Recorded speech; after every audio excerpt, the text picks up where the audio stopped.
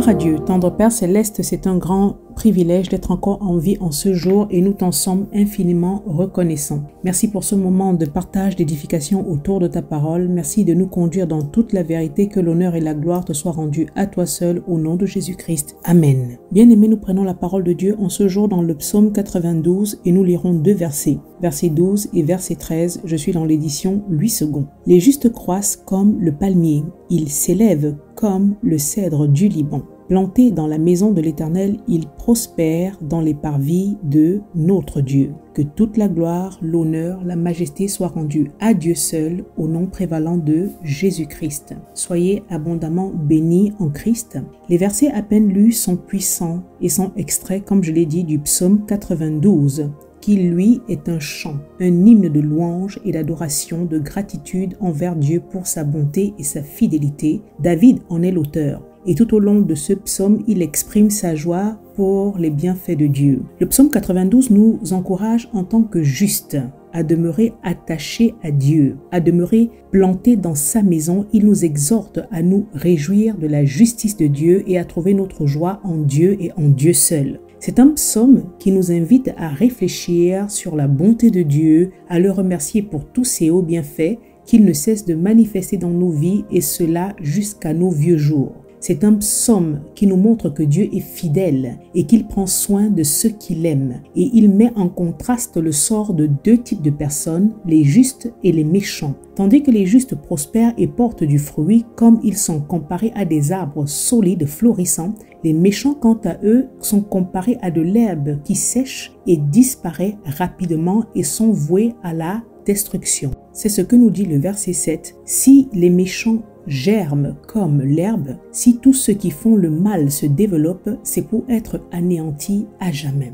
Car la justice divine de Dieu ne laisse pas le mal triompher éternellement. Les méchants peuvent prospérer un temps, mais leur fin est certaine. Cela étant, l'édition d'aujourd'hui sera beaucoup plus concentrée sur la condition des justes, c'est-à-dire ceux qui sont justifiés par le sacrifice de Jésus-Christ et qui est déclaré juste par Dieu l'est uniquement au travers de sa foi en Christ. Car la justice de Dieu n'est pas basée sur les œuvres ou sur les mérites personnels, mais c'est un don gratuit qui nous provient de Dieu. Cela étant, les versets lus nous montrent la condition des justes qui demeurent dans la maison de Dieu. Le psalmiste la met en exergue en conjuguant une série de verbes, relisons-les ensemble. Premièrement, les justes croissent ou encore ils grandissent comme le palmier. Ensuite, ils s'élèvent comme le cèdre du Liban, comme ils sont plantés dans la maison de l'Éternel et enfin ils prospèrent dans ses parvis. Nous avons donc les verbes croître, s'élever comme on est planté, c'est une condition,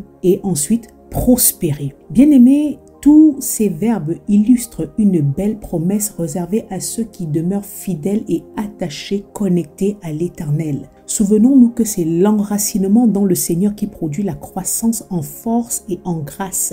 Et les deux arbres mentionnés dans ce psaume sont respectivement le palmier et le cèdre du Liban. Et les deux arbres mentionnés dans ce psaume, le palmier et le cèdre du Liban, sont des symboles de force, résilience, fécondité, beauté, longévité et bien d'autres comme nous le verrons par la suite. Chers enfants de Dieu, malgré la distraction satanique et les épreuves qui sévissent autour de nous, demeurons attachés à l'Éternel. C'est vital, afin que même dans nos vieillesses, c'est-à-dire dans nos vieux jours, on continue d'être productif en toute saison, de porter beaucoup de fruits. Dans l'Ésaïe 46, verset 4, Dieu nous fait une promesse, celle d'être le même jusqu'à notre vieillesse, jusqu'à nos cheveux blancs. Il dit « Je vous soutiendrai, je l'ai fait, et je veux encore vous porter, vous soutenir et vous sauver. » En d'autres termes, Dieu ici nous assure ses soins et son soutien constant tout au long de nos vies jusque dans la vieillesse. C'est tout simplement merveilleux. J'aimerais insister sur cet aspect de la vieillesse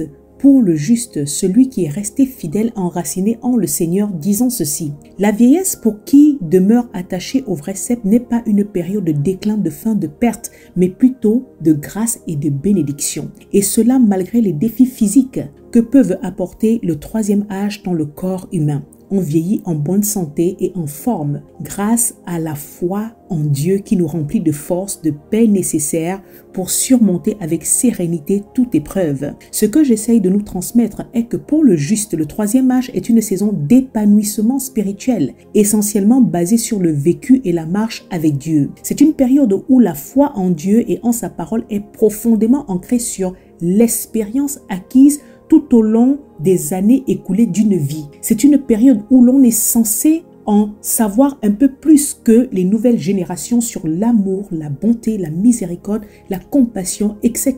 de Dieu. Car tout au long d'une vie, on a reposé sur sa fidélité, ayant été soi-même protagoniste de différentes épreuves. Pour le juste, rester attaché à la vraie doctrine, c'est-à-dire la parole de Dieu droitement divisée, on note un enracinement profond dans la parole.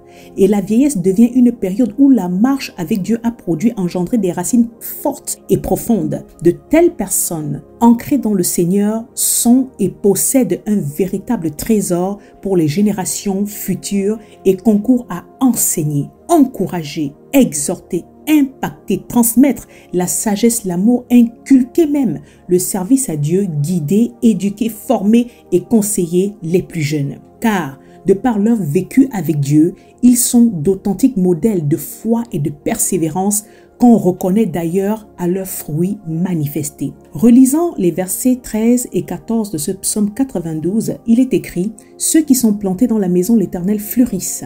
Dans les parvis de notre Dieu, ils portent encore des fruits. Dans la vieillesse, ils sont pleins de sève et verdoyants. » Ces versets également sont une image de la vitalité spirituelle que Dieu accorde à ceux qui lui restent fidèles. C'est une promesse faite à ceux qui lui sont dévoués, même dans les vieux jours. Je le réitère, il continue de porter beaucoup de fruits spirituels, de grandir en sagesse et d'être un témoignage vivant de la bonté, de l'amour de Dieu, tout en rayonnant de sa vie. Jérémie 17, verset 8 dira également que toute personne qui fait confiance à Dieu est comme un arbre planté près des eaux et qui étend ses racines vers le courant. Il n'aperçoit point la chaleur quand elle vient et son feuillage reste vert. Il n'est point en peine dans l'année de la sécheresse et il ne cesse de porter du fruit, car Dieu est notre soutien. Et c'est lui qui nous permet de prospérer même dans les moments difficiles. Bien-aimés, plaçons nos confiances en l'Éternel. Retournons à mettre Christ au centre de tout.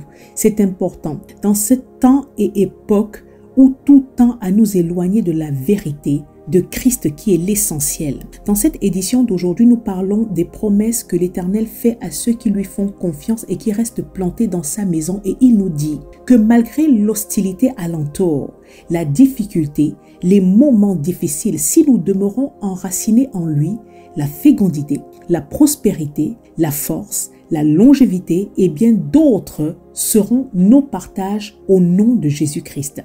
Car la foi ferme en Dieu nous rend semblables à un arbre majestueux et nous sommes le témoignage de la bonté de l'Éternel. Bien-aimés en Christ, tenons ferme dans le Seigneur. Aujourd'hui, David, au travers de ce psaume 92, nous encourage, tout comme le psalmiste le fit également à l'entrée du livre des psaumes au chapitre 1 où dès le départ, une promesse est faite à ceux qui prennent plaisir en l'Éternel.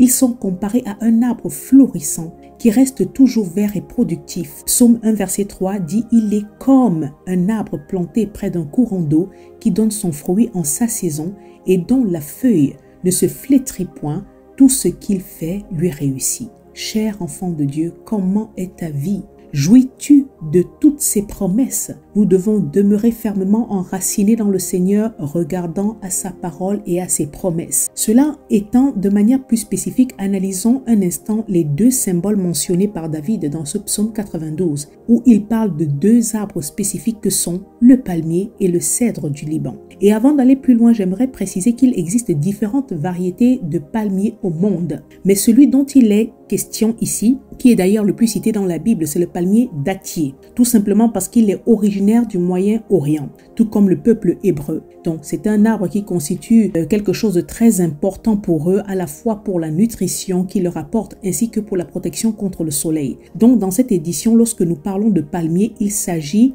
du palmier dattier. Cela étant, retournons donc à dire que David parle de deux arbres spécifiques le palmier et le cèdre du Liban, qui tous les deux partagent plusieurs points communs et sont connus dans la parole pour être des images de force, de longévité, de prospérité, de fécondité, de beauté et autres. Deuxièmement, ce sont des arbres qui peuvent atteindre de grandes hauteurs. Troisièmement, ils vivent tous deux très longtemps par rapport à certaines autres variétés d'arbres. Je parle pour plus de 100 ans pour certains types de palmiers et jusqu'à plus de 1000 ans environ pour le cèdre du Liban. Ensuite, tous les deux arbres sont connus pour pousser dans des environnements difficiles, c'est-à-dire très secs et arides, là où beaucoup d'autres arbres ne survivraient pas.